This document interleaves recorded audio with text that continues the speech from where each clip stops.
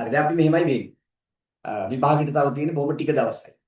ඉතින් ඒ නිසා මේ ටික දවස් ඇතුලේ විභාගෙට ආසන්න වැදගත්ම ඉලක්කගත විචාර ටිකක් තමයි සාකච්ඡා කරන්නේ. ඒ නිසා මෙතෙන් සිට දිගටම ඉරිදා දවසේ 9:30 සිට මේ විචාර පන්ති යනවා. ඊට අමතරව අතිරේකවත් දවස් කිහිපයක් මම ඉදිරියේදී විභාගෙ ලඟ වෙනකොට තව සාකච්ඡා කරන්න බලාපොරොත්තු වෙනවා. ඔබට විභාගෙට ආසන්නම අත්‍යවශ්‍ය වැදගත්ම කාරණා ටිකක් සාකච්ඡා කරලා දෙනවා. කොහොමද විචාරය නිර්මාණය කරන්නේ? දැන් ගොඩක් දෙනෙකුට විභාග ආසන්න වෙනකොට තමයි මේක උමනාව බරපතල ලෙස දැනෙන්නේ. මොන වගේ නේද? මොන පාඩම් නේද? ඈ මොනවද ඒකට වැදගත් වෙන කරුණු ආදී වශයෙන් හොයන්න පටන් ගන්නවා.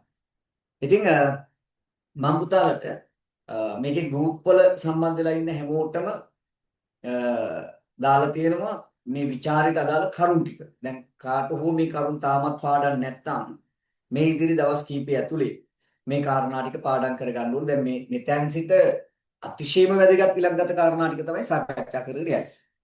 හරි ඊට අමතරව ඔබට තියෙන ව්‍යාකරණ මේ පාඩම් වල ගැටලු සහිත තැන සාකච්ඡා කරගෙන යනවා. එතකොට මේක සම්පූර්ණයෙන්ම නොමිලේ කරගෙන යන නිසා ඔබ ඔබේ යාළුවෝ ඉන්නවනම් ඒ අයටත් දැනුම් දෙන්න.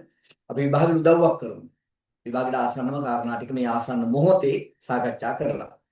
හරි එහෙමනම් අද දවසේ මම තෝරාගත්තේ විචාර ප්‍රශ්නයේ ලෙස ලිනාට හැරයාම් පාඩම.